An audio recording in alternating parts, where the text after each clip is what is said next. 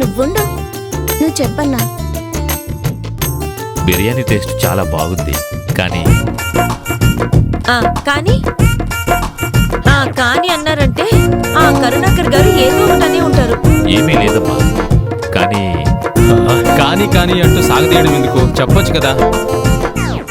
Chicken ముక్కలు కొంచెమే ఉన్నాయి, లెగ్ పీసులు ఇంకో 4 పెట్టుంటే బాగుండేది అన్నారు. అవునా? అంతే కదా, ఇంకేం అనలేదు కదా? ఇంకేం అనలేదమ్మా. నీకెలా ఉందన్నా? చాలా బాగుందమ్మా. మీరిద్దరూ హ్యాపీగా ఉండాలి, మీతో పాటు ఆనంది, అశ్విన్లు కూడా. ఈ మాట ఆనంది వింటే నీ మీద రాక్షసిలా విరుచుకుపడుతుంది. ఏంటి ఆనందని అంత మాట అన్నావు? నేనేం లేని మాట అన్నానా ఏంటి? సర్లే, మేము వస్తాం. పదమూడు.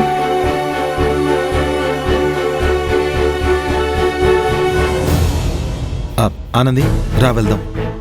అవసరం లేదు, నా కాళ్ళున్నాయి, నేను వెళ్ళగలను.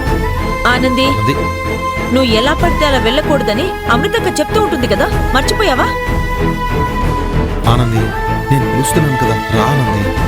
నేను రానని చెప్పాను కదా, అన్నిసార్లు అడగకూడదు.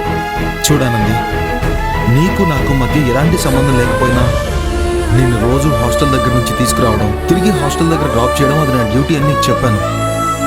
కాబట్టి నా డ్యూటీ నన్ను చేయనివ్వు, ముందు రా వెళ్దాం.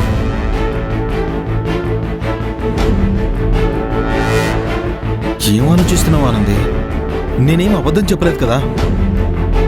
మొన్న నువ్వు కూడా సరే అని అన్నావు కదా. అవును, అన్నాను. అది ఒకప్పుడు. నువ్వు నాకు తెలియకుండా ఎప్పుడైతే తాళి కట్టావో ఆ క్షణం నుంచి మనం ఇచ్చిపుచ్చుకున్న మాటలకి విలువ లేకుండా పోయింది.